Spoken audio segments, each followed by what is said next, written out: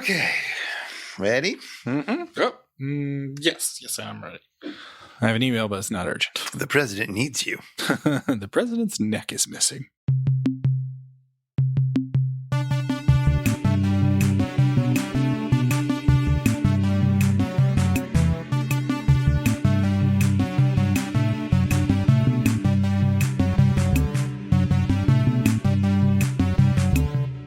This time we watched Season 3, Episode 24, Master Ninja 2. In which Lee Van Cleef breaks a sweat while raising an eyebrow. But first, some follow-up.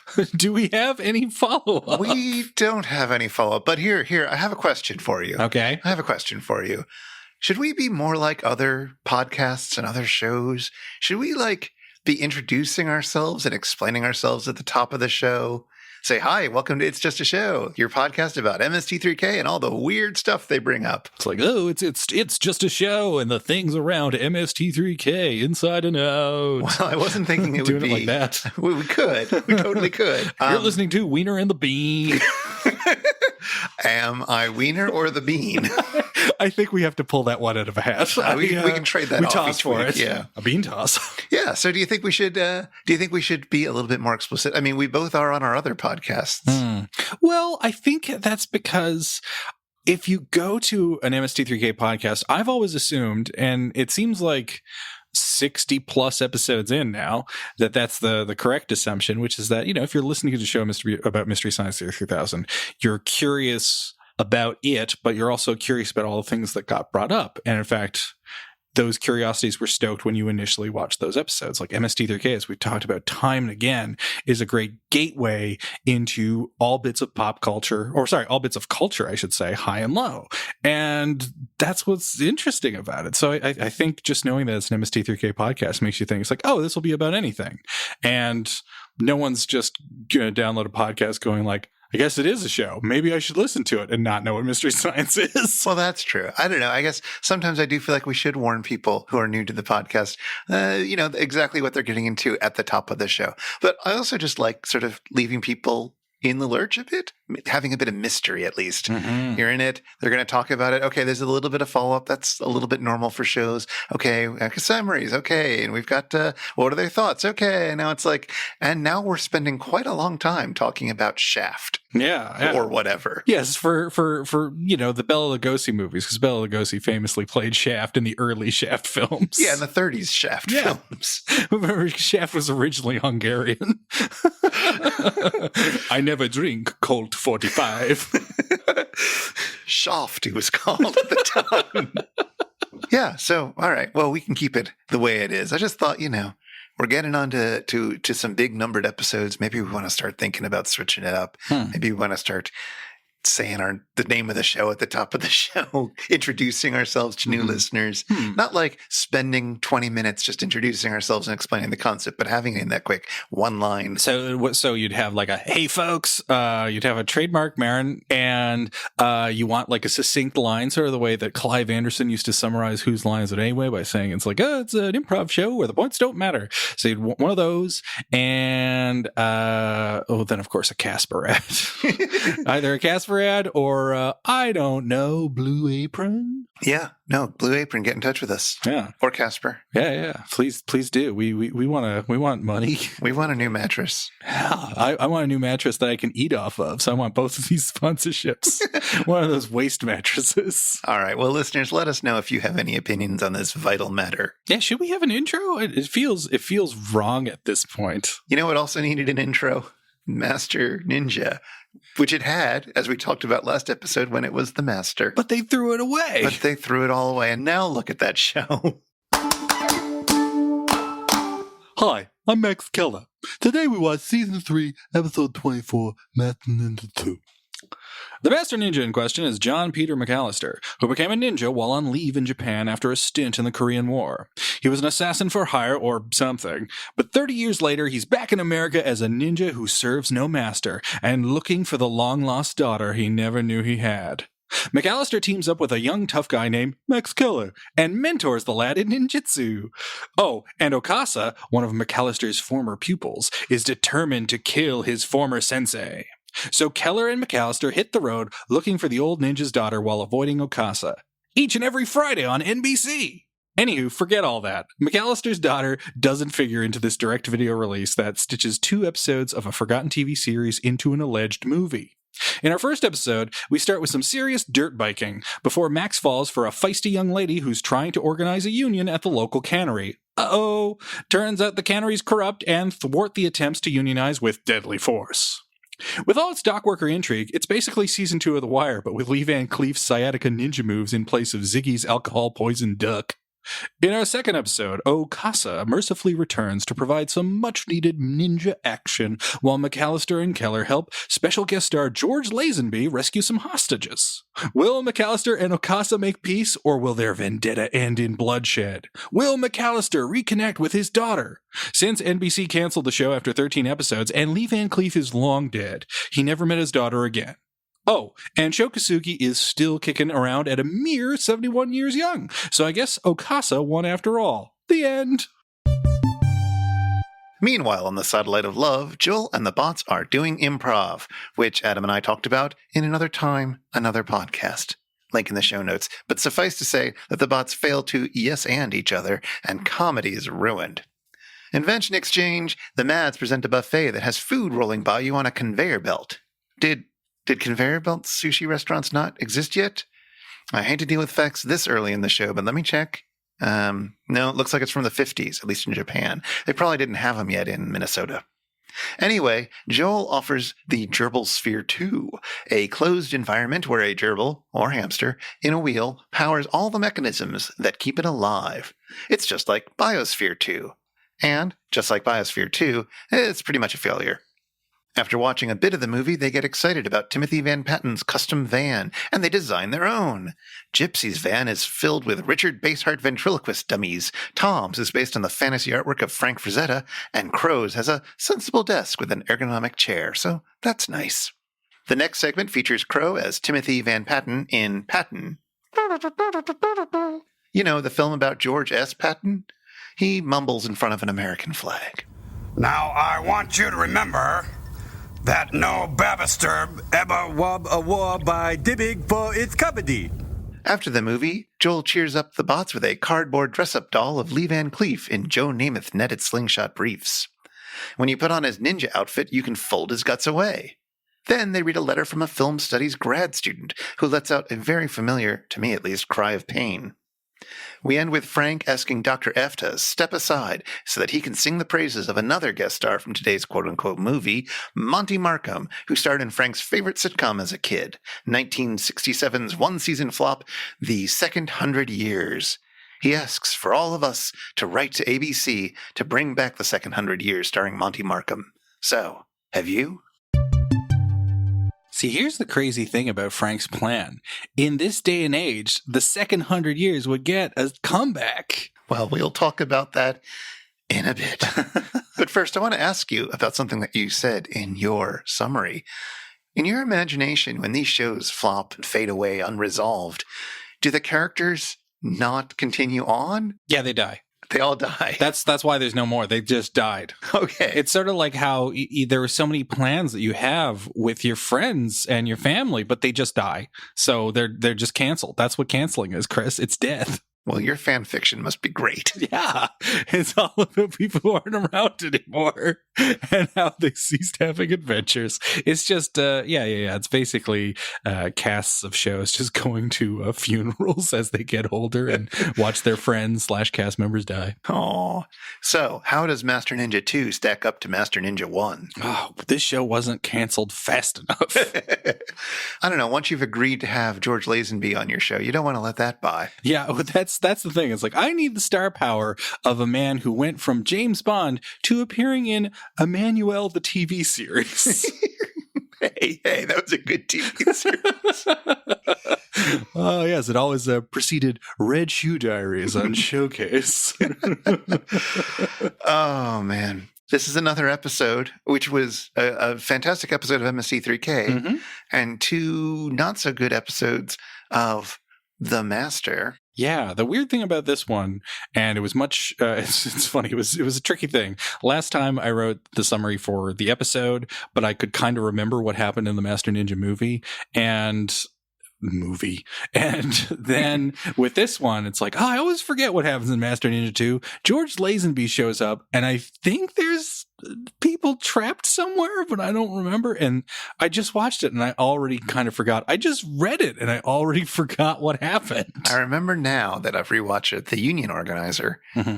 I kind of got some of that plot. But the second episode, the fourth episode in The Master, is just a blur of celebrity cameos and intrigue that I don't understand. Yeah. There's a waiter that goes around offering crying people chicken, and that's about it. Also, there's that undeniable sexual tension between Lee Van Cleef and George Lazenby. Although, I will say this, and this really goes to show you how much our standards for bad acting has changed. Because when George Lazenby made his perfectly serviceable debut as 007 in On Her Majesty's Secret Service, he was decried as a bad actor. But compare him to Timothy Van Patten. George Lazenby actually has chemistry with Lee Van Cleef, probably because they can relate to stuff like, I don't know, the First World War. Apparently, rumor has it that they were going to do another Master Ninja episode for the end of season 6, way down the line.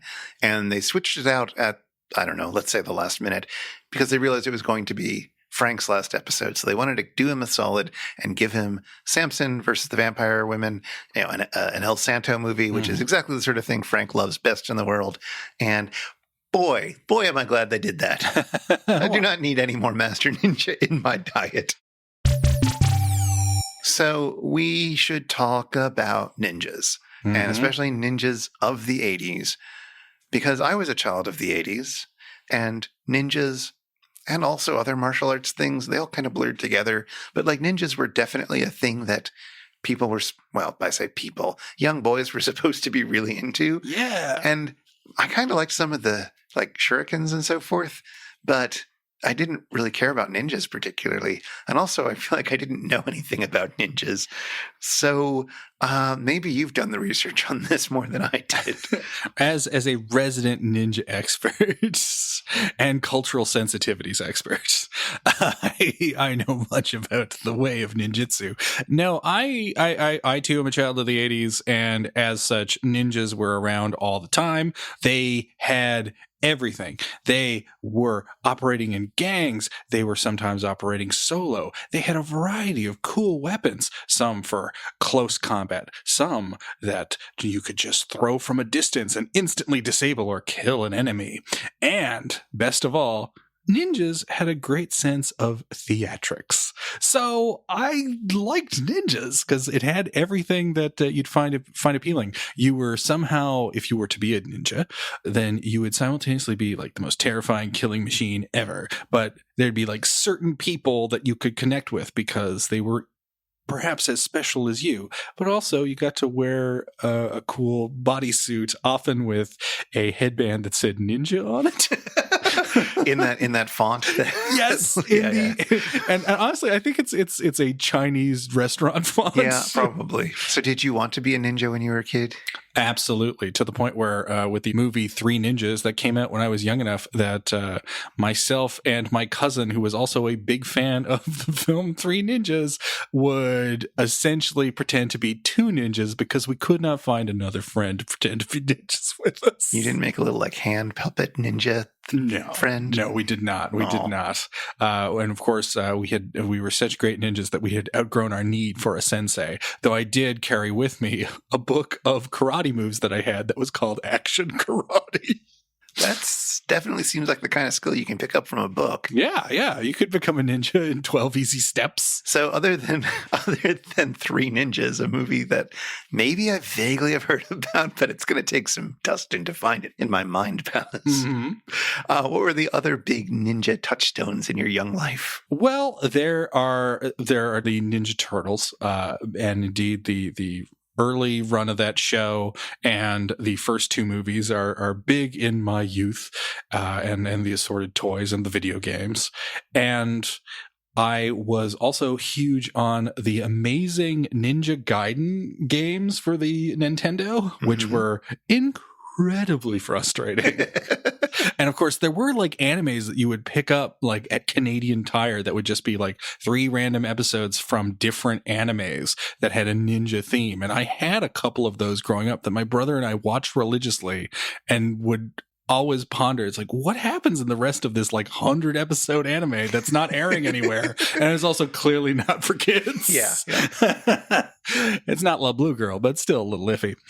And then I got a chance, because I was a little too young for it in the first go round, I got a chance to discover the joy of the hard R-rated action movie ninja movies that came out in the 80s, both in terms of the American produced ninja movies and ninja movies from abroad. Such as? Well, are you familiar with a man named Godfrey Ho? Maybe? No. Yes? No, I don't think so. Well, Godfrey Ho was the master craftsman of ninja movies, in that he put out a ton of them. And his secret was this: he got an actor named Richard Harrison, who essentially had gotten to the point where he was past his prime for spaghetti westerns, not unlike a certain Lee Van Cleef.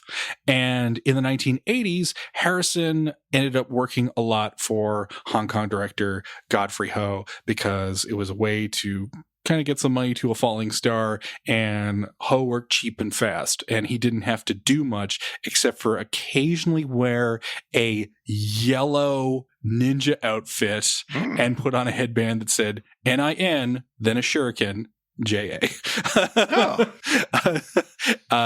And because he was always wearing a yellow outfit, or often wearing a yellow outfit in these movies, I always dubbed him Mustard Ninja. Oh, right. But Godfrey Ho's secret is that he made several movies, Ninja Terminator, Ninja Protector, all these sorts of titles.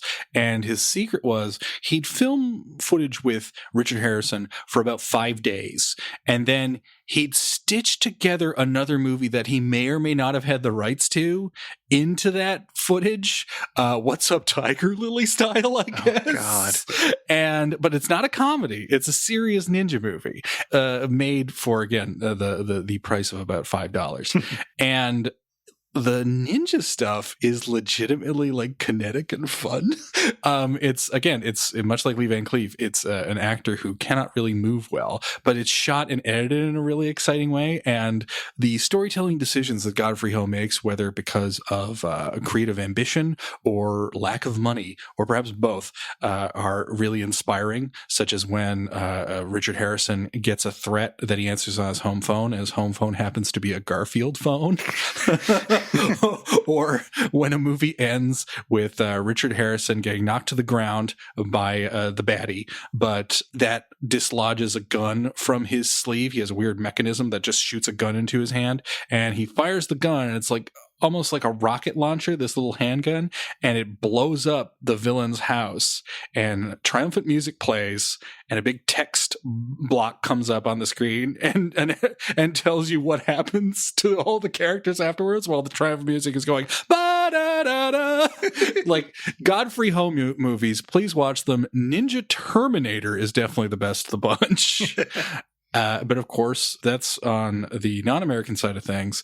Of course, our favorite producers from the Canon Group, the Go-Go Boys, they gave us the Ninja Trilogy: Enter the Ninja, which I haven't seen; Revenge of the Ninja, which I haven't seen; and Ninja 3: The Domination, which I made you watch. You sure did. It's a ninja movie. It's the best. Well, it's not the best ninja movie, but it's got the best first act. It had a very compelling first 20 minutes in which a ninja kills a bunch of people on a golf course, then is chased by the cops and kills a bunch of them. And you must imagine the elaborateness of these sequences, because a ninja may never kill in the same way twice. They've taken a vow against this. It's completely against ninja code. So each time he makes an attack or makes a kill, it has to be using a different method, whether it's slicing a sword at them or throwing a shuriken at them, or, I don't know, pushing them off a helicopter that he's managed to grapple onto and while it flies away. They're all options. But finally he is surrounded by cops. They all shoot at him with 1,000,000 bullets. He dies. They all come to look at the body of this crazed masked person, and he's not dead. He comes back up, and the fight continues for a bit more until finally he poofs a smoke bomb and he disappears. And all the cops go out to look at what has happened outside, and then he sort of crawls his way up from the dirt as soon as they're gone. But he doesn't last long. He is on death's door from all this fighting. And a woman who is working, she's a Wichita lineman. She's climbed up the poles and she's playing with the electricity or the phones or something. And she sees him. She sees him down there. What's that person moving? Why is he all covered in? Is that blood? Oh boy. And she goes down to investigate, and he dies. But before he dies, the ninja offers her his sword. In fact, insists that she take it. And she takes it, and suddenly, well, she's possessed by a ninja. And then the whole rest of the movie continues from there. Now she's the ninja, or she's embodied by the ninja, and doesn't understand why she's killing all the cops that had killed the ninja. See, it's interesting is that what you describe almost sounds like the first 30 minutes of a movie. This takes place in the span of 3 minutes.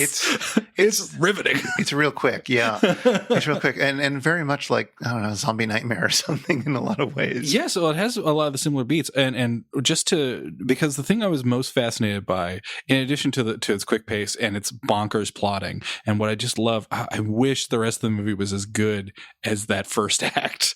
But we segue from she works for the phone company, I believe. Anyway, she's working on the poles, and then she gets the ninja sword. She's now kind of possessed, and then she reports that to the police, and she's aggressively hit on, and it feels like a rom-com, and it's like, okay, wait, what kind of movie is this now? But every now and then she has a flashback to the ninja who is being gunned down by the cops whenever she sees a cop. So it's like, okay, maybe this is like a horror revenge movie. Nope, she decides to teach an aerobics class, and also she just hangs out with her friend who sometimes disappears / roommate in her apartment, where she has an arcade game just there. Bouncer. Yeah, which I initially mistook for Tapper.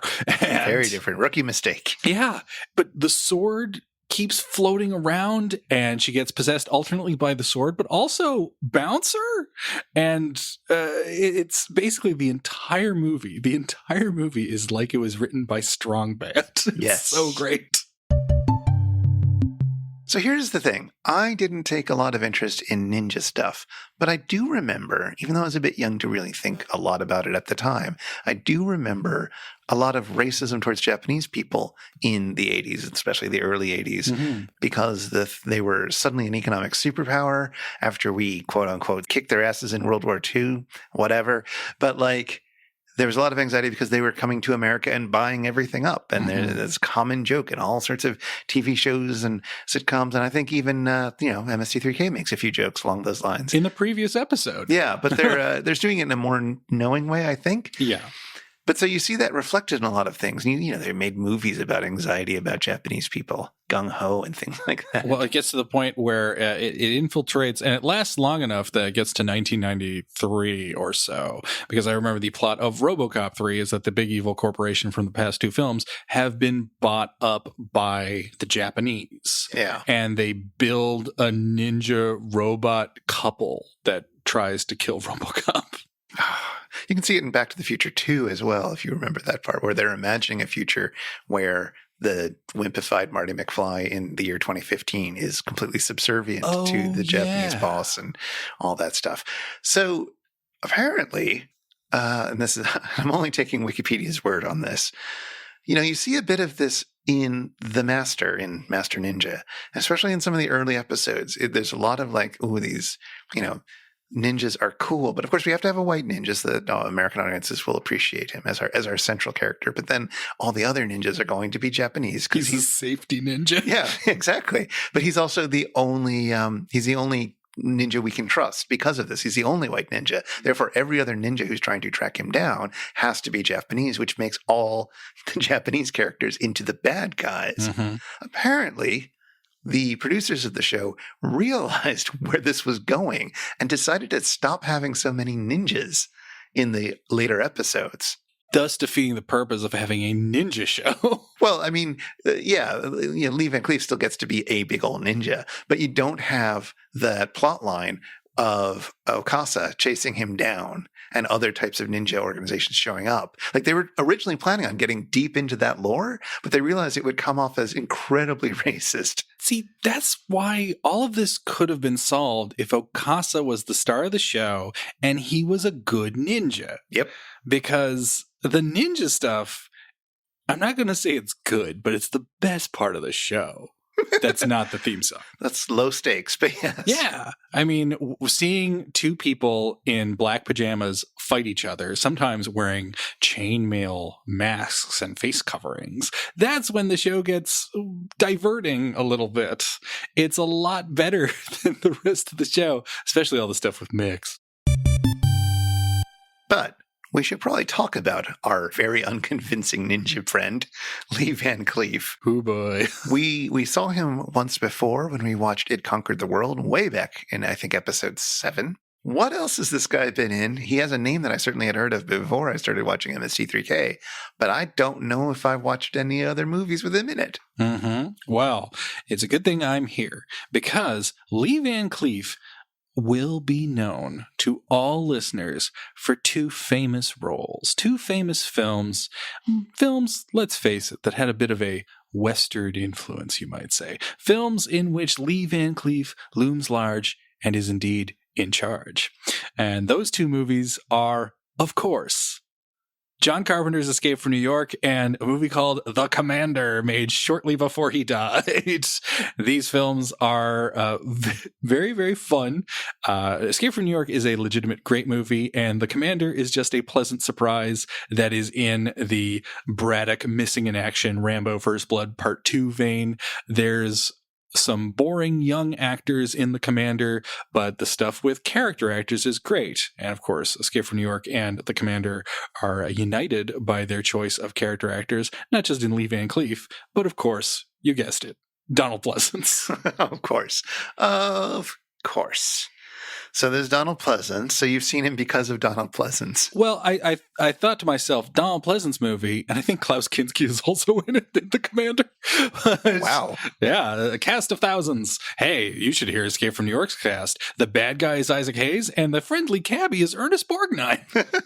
But with Escape from New York, that was a cult classic. It has Donald Pleasance as the president. So I knew I would like it. That's the only Donald that I will consider president of the United States. Right. But he must have been in other movies because he must have had a name by then. What happened between It Conquered the World and Escape from New York? Well, it's a bit tricky, but essentially, with that gap, we of course have Lee Van Cleef's rise with his 2 appearances in 2 of the 3 Western movies that make up the Man with No Name trilogy.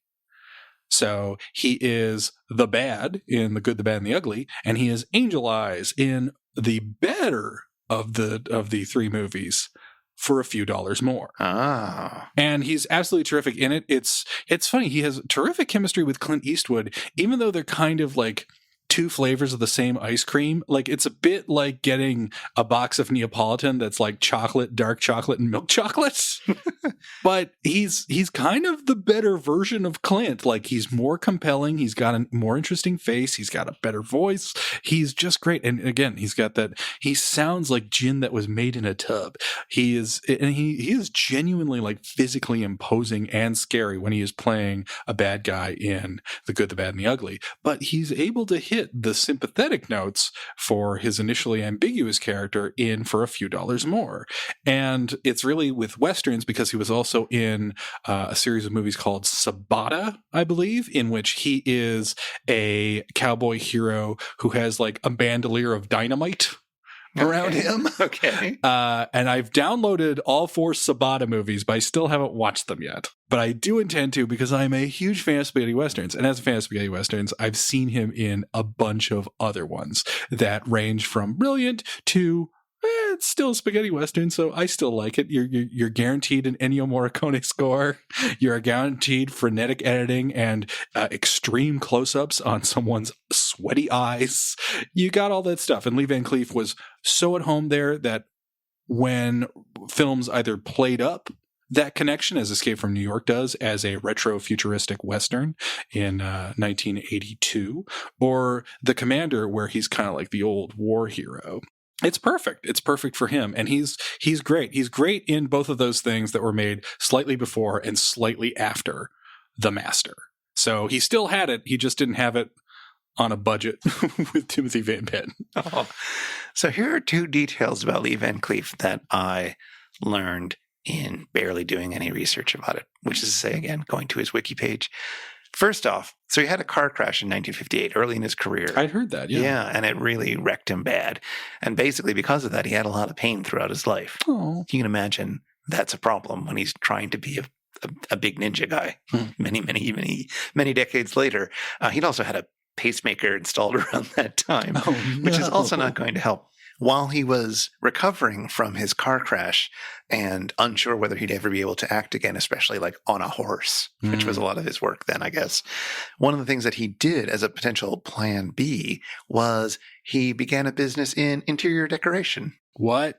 No details are on offer. He also apparently painted some sea and landscapes, but I'm completely excited about the possibility of what Lee Van Cleef's sense of interior design in the 50s would have been like and how long he could have gone on with that career. What is it called? The Good, the Bad, and the Pretty.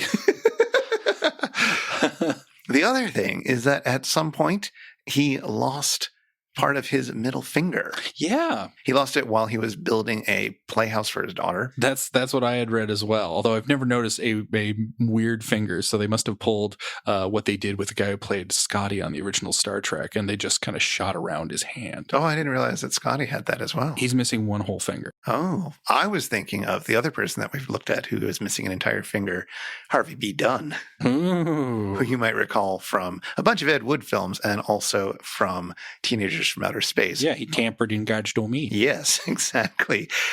And now I'm just picturing him playing a ninja. Oh, I do want to see them as mismatched cops in a buddy movie. Or perhaps he and Clint Eastwood are two cops that are exactly the same and both 2 days away from retirement. And Harvey B. Dunn is the police captain who is getting stressed out by them. But it's Harvey B. Dunn, so he's too nice to chew him out.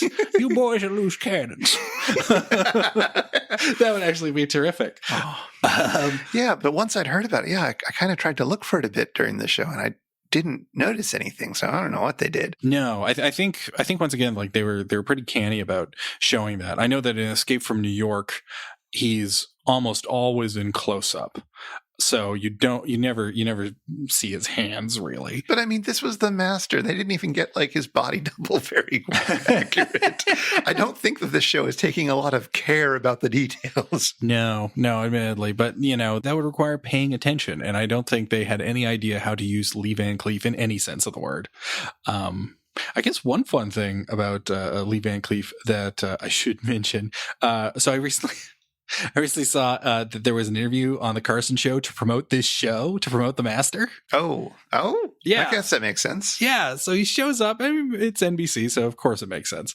And Lee Van Cleef almost seems confused to be there. He's like, "Well, I'm on the Carson Show," and the interview doesn't go well because, as it turns out, Johnny Carson does not have that much intellectual curiosity. Because you could have a really good conversation with Lee Van Cleef. He didn't do too many interviews, and he seems like an interesting guy. And he's like, "Mr. Cleef, is playing a bad guy boring?" He's like, "No, it's really interesting to play bad guys. I really like playing bad guys." Oh. And that's it. That's basically the whole interview. Oh. Huh. It's not very good. I think if Carson is better than that. Yeah, he was having a real off night. Perhaps he was really wishing that Gary Shandling had filled in. And you know what? So was I. Perhaps they had both had pacemakers installed that morning. Another fun fact. So, one of the things, much like Donald Pleasance, I guess cementing that connection, is that he served in WW2, but he was in the Marines, and he got a Bronze Star for that, and he was on, I believe he served on the USS Indianapolis, and also something kind of neat I found out that I'll appeal to Misties is that he was up even in the late year in his career, 1987, he was up to play the bad guy in a James Bond movie. He was going to be the baddie in The Living Daylights up against Timothy Dalton.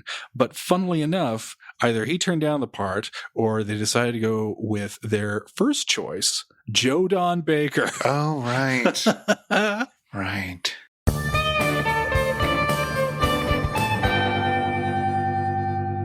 Well, one of the great things about this show, and there aren't many, is that it managed to pull in all sorts of people, some of whom were famous already, some of whom were up-and-comers, I guess, and some of whom just had random, interesting lives. It did seem to have a lot of pull. Yeah, I was really looking forward to perhaps seeing one part of this 2-part episode collection where it's like Nipsey Russell is a man on the run.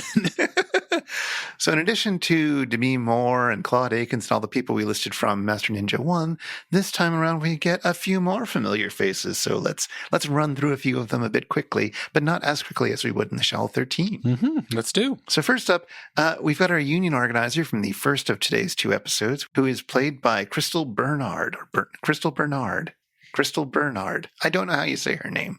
Yeah, that sounds about right. I didn't look up any interviews with her, so I don't know. Okay. So here's the thing. She went on to have a good career, as many people in the industry do. Really? I don't recognize her from anything. Well, that's because one of her biggest credits was that she was on Wings. Oh, I never sitcom. watched that. It was on for like 10 seasons. Yeah, I don't know. I've never heard of anybody who watched Wings or liked it. And yet it was on forever. It continues to be in syndication, I believe. It is? I think so. I'm pretty sure it's a drug front. It has to be. It has to be. It has to be. She played, I don't know, the woman who looks like the union organizer on that show. I don't know. Sure. I don't remember Not anything. Steven Weber. She's not a Weber.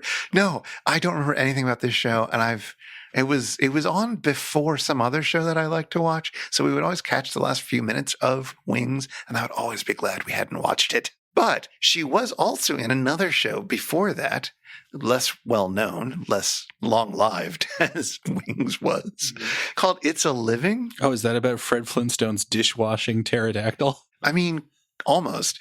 Imagine Alice, the other early 80s sitcom, where it's a bunch of waitresses and a grumpy line chef who run a restaurant, a small rundown restaurant. But imagine if we took that idea and put it in a fancy restaurant at the top of a condo building or office building or something.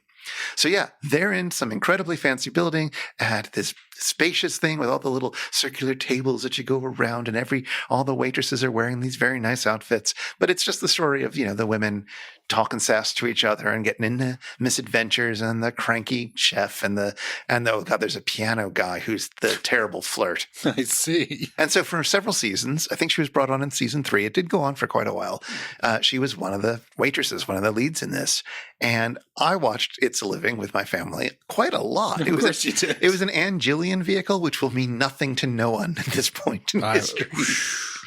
But we enjoyed it a lot. I decided to go back and watch an episode on YouTube, and it's a sitcom from the early 80s. It has nothing really to offer anyone. Nobody should be going out and buying the box set of It's a Living if it's out there. But it meant a lot to me as a kid, so good for her. This just in, I've just gotten word that Shout Factory is thinking about acquiring the rights to It's a Living. That's not a bad idea. They put out every other show. Now, there's a bunch of people in the second half of this episode who play roles that I can't remember. One of them's, I guess, a senator. One of them is, I guess, a senator. And one of them is, I guess, a senator. Yeah, you can tell because one of them says, but I'm a senator. Yeah, exactly. So we've got David McCallum. Yes, who I was watching the episode and I was like, oh, I know that guy. And I had a really hard time putting my finger on it. Now, it turns out that he is in The Great Escape with, of course, you guessed it, Donald Pleasance. But that's not what I recognize him from. I recognize him as the second half of Sapphire Steel from a very bizarre but very endearing show that was aired on ITV, home of The Prisoner and The Avengers, that was intended as the competition for Doctor Who for at the height of its popularity in the 70s and early 80s. Oh, I've heard about Sapphire Steel, and I've always meant to check it out. But they're like interdimensional beings that are forms of like they're living crystals that take on human form. Yeah, so it's, I guess, like Steven Universe. Yeah, basically. Huh. But they're like solving crimes or something? Well, no, they're showing up in places where there are weird time irregularities and creepy things start happening. It's Doctor Who with the horror bent that Doctor Who is misremembered as having all the time. Oh. Doctor Who kind of scared me sometimes, but... That was just the theme tune. Yeah, I've only And John Pertwee's nose. Yeah, I've only watched the opening title sequence for Sapphire and Steel, which is pretty amazing on its own. So I have been meaning to check that out. I recognized him from the other thing that this guy is known for, which is The Man from U.N.C.L.E. Oh, I never watched that. I have seen more than I would ever imagine I would have, because either my mother or grandmother quite liked it. So it was on when I was a kid. So yeah, he was Ilya Kuryakin, the Russian of the two international spy things in The Man from U.N.C.L.E. Oh, wait. So was he one like a recurring character, or he was a lead? Stars? He was one of the two leads. Yeah. Huh. I had no idea, because I'm like, that's the one with Robert Vaughn, right? Yes. Okay. Yeah. No, I have no idea. I had no idea about that show. It was never in syndication on channels that I had, so I had no access to it, and I've never ever seen it. It's fine. It's not for me. Maybe it was all right. I just remember it being on, and that the name Ilya Kuryakin was quite fun. Yeah, fair enough. So, in addition to that, we've got, of course, George Lazenby. Yay! Now, we've talked about him quite a bit as Bond. Mm-hmm. Did he do anything else? Well, I did mention Emmanuel. Yes, okay. He's in Emmanuel. Okay. And, George Lazenby's thing that I think he's best known for is that for at least a while, apparently he's been much better in the last 3 or 4 decades. So it's, oh no, good to give him some love now. But apparently in the 60s and at least part of the 70s, he was a huge dick. Oh. And he was just really crappy to everybody, because he went from being an Australian model, and sure enough, you can see it. He's tall. He's like a good looking guy. And he goes from being the guy who's known as the handsome chocolate man in a series of ads and an Australian model, to being James Bond. And he's handpicked for James Bond. All he has to do is sit back, enjoy the ride, and take some acting lessons. He's already more convincing in fights than Sean Connery, but he's a bit of a knob to everybody, to the point where his co-star in the film, Diana Rigg, was quoted, or at least reported as saying that whenever they would do a love scene, she would be sure to eat lots of garlic. And he made the decision, between him and his agent, to leave the series after one movie. And he would always go to the press going like, James Bond's going to die. It's dated. It's not going to work. They should update the musical style because it's already long in the tooth and nobody likes it. Like, it could not have been more off base, and ranted about that. He started showing up in B movies immediately. One of which is legitimately great, where he plays the bad guy in an Australian film called The Man from Hong Kong. And aside from that, he's also done a lot of things to cash in on his former run-in with being a Bond. But yeah, like, he hasn't had an amazing career, but he still manages to get work. And he's never been really all that bad of an actor, despite the initial kind of drubbing he received from the press. And the only real thing that I can say in terms of like, oh, good for him, is that one, he apparently redeemed himself as a human being at some point and stopped being such a dick. And two, he did okay financially, because he took what money he had and he invested in real estate. So he was never like, he could quit acting if he wanted to. He now just does it because it's a thing he likes. I'm seeing here that in 1983, he had a cameo in the TV movie Return of the Man from U.N.C.L.E. Whoa, what a shock. So he's there in another vehicle with David McCallum, and he shows up driving an Aston Martin as a character named JB. Mm-hmm, mm-hmm. So there you go. That leaves us with Monty Markham. Who I know nothing about. Well, as you know, Frank loves him, or at least loves his show, or at least once loved his show when he was a child living in his mother's basement. He once loved his show, The Second 100 Years, which, it's a one-season show. Well, let's have Frank describe it. I'm talking, of course, of The Second 100 Years, which, as you all remember, was the crazy, wild show about him being trapped in suspended animation for 100 years, coming back, trying to fit into contemporary society. I liked it. So yeah, it's a show about a man who gets frozen in Alaska, and then 100 years later there's an avalanche and he reappears, but he hasn't aged in any of that time. So he's sent to live with his son, who is now significantly older than him, and his grandson, who is the same age as him, which means that both the grandpa and the grandson can both be played by Monty Markham. And that's the gimmick, folks.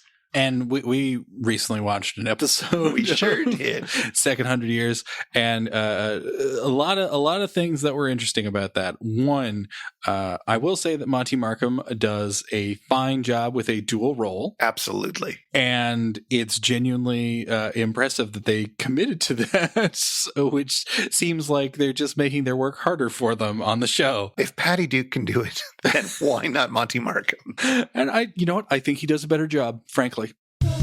Hey everybody, it's time for the Shallow 13. It's time for the Shallow 13. 13 flash facts about Master Ninja 2. Go, Adam, go!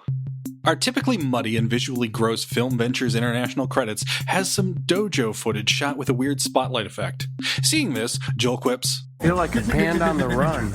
The cover for that triple platinum-selling Wings album had Paul McCartney and his bandmates up against a brick wall in a kind of mock jailbreak, illuminated by a spotlight. Among the band, on the run, are a few familiar faces. One such face is that of James Coburn, whom you may remember as super spy Derek Flint in Like Flint and Our Man Flint, or those weird gambling videos he sold in the 90s. We'll always remember him best as Sedgwick the Manufacturer from The Great Escape, where he acted alongside, you guessed it, David McCallum, and also Donald Pleasance. Christopher Lee is another one of these bandmates who run. Misties will never forget his racially inappropriate star turn in The Castle of Fu Manchu, but you're better off watching him in Ralph Thomas's A Tale of Two Cities, Guy Hamilton's Manuela, Ernest Pintoff's Jaguar Lives, and Gary Sherman's Raw Meat, where you can see him chew the scenery with, you guessed it again, Donald Pleasance. And please, especially watch Raw Meat. One more familiar face from today's episode is Dick Warlock, who played a waiter in the second half of Master Ninja. In addition to having a name that sounds like the coolest D&D class, Dick Warlock is a stuntman and actor who's appeared in such timeless films as Casino and Pumpkinhead. Of course, his most unforgettable roles were in Halloween 2 and John Carpenter's Escape from New York, alongside, you guessed it, again, Donald Pleasance. Donald Pleasance trifecta! But we're not done with America's leading penis sorcerer. Warlock's long career as a stuntman saw him working with Master Ninja 1 alum Jeff Amata, where the two worked on John Carpenter's Big Trouble in Little China and the film Tango and Cash. The latter starring MST3K alum Jack Palance. We can only assume that Dick Warlock did not act like a bitch in Heat, but instead like a queen, with Palance around. As the first episode's credits roll on, Joel assumes that Crystal Bernard is short for Crystal Bernard Persuasion. Crystal Blue Persuasion was a 1969 Billboard hit for Tommy James and the Shondells from their album Crimson and Clover. The song is best known these days for its memorable appearance in the Breaking Bad episode Gliding Over All, playing over a montage of the creation and distribution of Walter White's trademark blue meth. Tom spots a huge net at a pub in the first half of today's movie and notes that they must be not Joe Namath's, but Milton Berle's netted slingshot briefs. A subtle dirty joke there. Comedian and noted joke thief Milton Berle was more renowned in showbiz circles for his hogsmanship than his skills as an entertainer. Oh yes, tales of Berle's mammoth member pulsated throughout Hollywood. Notably, when Berle hosted Saturday Night Live, writer Alan Zweibel confessed to him that it was surreal to talk to Berle after writing so many jokes about his legendary dong. Berle immediately asked, "You mean you haven't seen it?" before unveiling his tremendous member. Alas, this tender moment turned a bit awkward when Gilda Radner unexpectedly walked into the dressing room, saw Zweibel and a whole lot of Berle, and understandably got out of Dodge. And that's the end of our new It's Just a Knob corner. Hey, Theme Squad, we're gonna need a new jingle. When Max meets his new love interest for the second half of today's movie, she lists a bunch of random facts about herself. Oh, I'm Alicia Clayton, native California, freckles, surfboards, and fast cars. What is this, a dating And game? now I think I'm gonna faint. The familiar little jingle that Tom starts humming is Spanish Flea by Herb Alpert and the Tijuana Brass.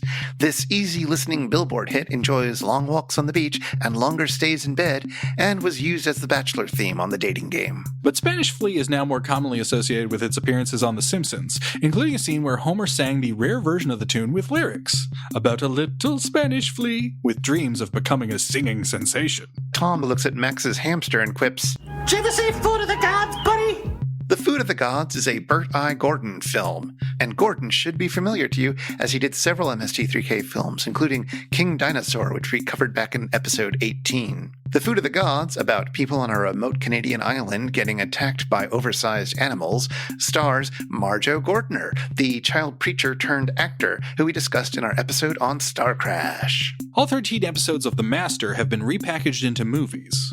In addition to Master Ninjas 1 and 2, you can watch The Return of the Ninja Master, Ninja, The Shadows Kill, Ninja, Warrior of the Night, The Ninja Strikes, and The Ninja Man. Or just watch Ninja 3 The Domination. You'll be glad you did. And that's time. Now, Chris, there is a string of delightful remarks that are buoyed by a particularly good impression of one Trace Beaulieu. Crow is in the theater doing an impression of the Crypt Keeper, hence my use of the term buoyed. Oh, right. Sorry. I didn't see that coming. Well, are you digging this theme? Stop. Heat. Now, this brings me to resurrect a moldy old bit from another podcast in which I, your Crypt Keeper enthusiast and indeed Crypt Keeper knowledge database, test the Crypt Keeper virgin that is Chris with a series of Crypt Keeper lines. I have transcribed actual Crypt Keeper scenes from the Tales from the Crypt HBO series so close to my heart. And I have several here, but I've also slipped in a fake one that I made up. And Chris is going to have to ultimately decide which one is real and which one is not. For a little segment we're calling Crypt Keeper or not. So we're doing this again. Yes. Okay. I have been waiting. Links in the show notes, I guess, for previous installments of Crypt Keeper or not on another podcast in another place. All right. Let's get it over with. Am I supposed to guess whether each one is a Crypt Keeper or... We'll give you a chance for each one, and then you can make a final decision. All right. That sounds fair. That sounds good. So one of them was made up by you. One of them is made up. Okay. All right. The Crypt Keeper is playing a dentist, and a frightened man is in his dentist chair. The Crypt Keeper says, "Frankly, your hacks rays look terrible. You'll have to keep up with your oral hygiene, or you'll end up looking like me. Promise me you'll floss and gargoyle every day." Oh my God, I forgot what these were like. I thought you liked puns. Oh, I do. And if I hear some. Okay. What do you think? Are you leaning towards that's a real one or a fake one? So the rule I've learned in past installments of this game is that the ones that are the best are the most likely to be the fake ones. And that was atrocious. So I'm leaning towards that being real. Let's move on. Okay.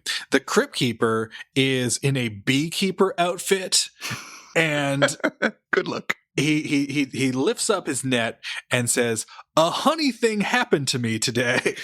I says to Mabel, you give me the hives. And sure enough, she did." The camera pulls back to reveal several beehives in the Crypt Keeper's crypt. "I haven't been this happy since our deading night." All right. Now, is this real or fake? I says to her, The Crypt Keeper, remember, you thought the Whoopi Goldberg one was fake, but it wasn't. All right. I says to her, is definitely making me think it's more you, but I'm going to hold my final judgment for a bit. Let's keep going. Next, the Crypt Keeper is dressed as a beat poet. "When I think of you, my heart goes flopsy as I contemplate your sweet autopsy." Oh, that's good. That's good. Your skin is green and blue. Whatever would I do without my fine cadaver? Oh, that's tight. That one wasn't real. It should have been.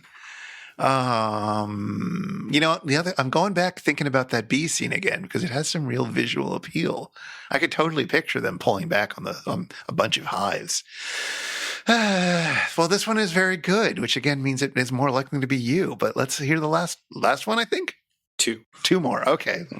The Crypt Keeper pulls up in a bulldozer. Oh, hello, kiddies. You're just in time for your driving lesson. Today we'll be learning about parallel parking. Oh, God. And the right way to look behind when hacking up. That's awful. It's real.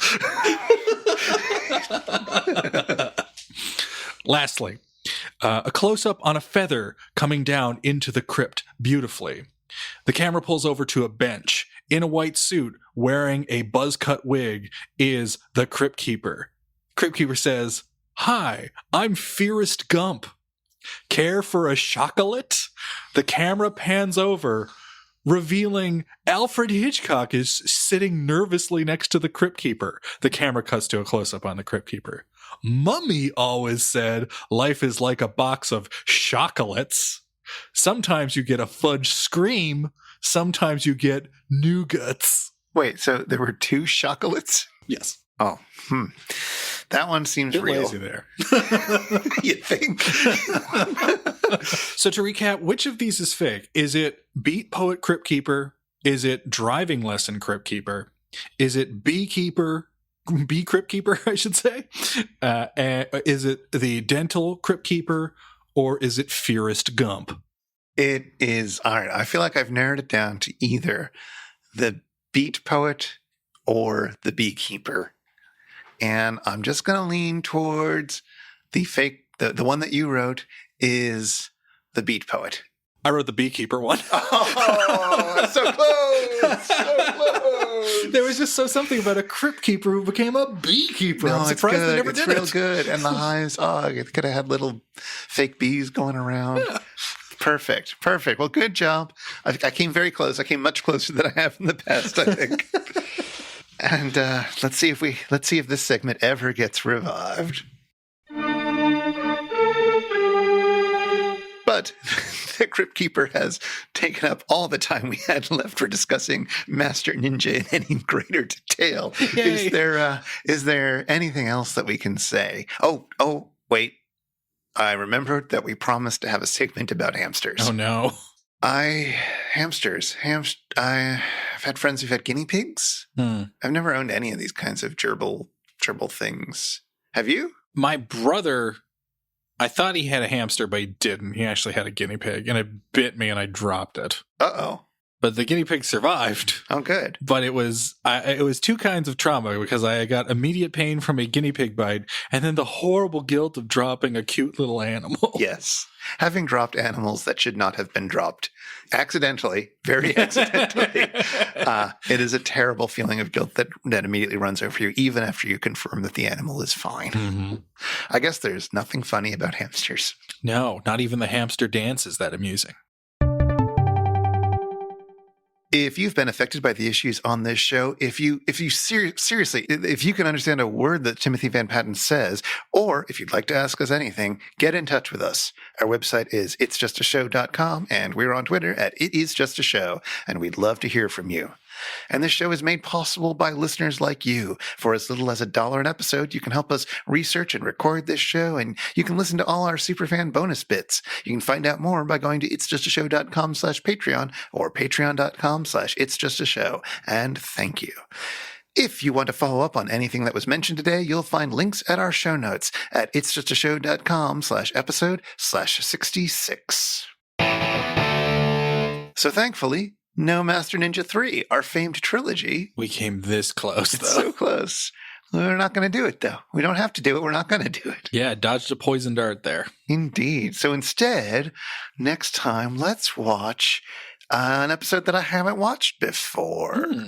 This is going to be, let's do season 10, episode 12. It's got a really promising title. It's called Squirm. And it comes with a short. Oh, yeah, it does. A case of spring fever. No springs. Isn't Squirm the soda from Futurama? Very close. It's Slurm. Oh, okay. Okay. Well, I guess we don't have to do a segment about Futurama then next time around. That's true. If you think it's a hot take for our opinions on the later seasons of this show, you don't want to get into Futurama. Well, all right. That's very exciting. I'm looking forward to seeing this one. But until then, go Ninja. Go Ninja go. Please go away. It's a living. Take it away, Theme Squad.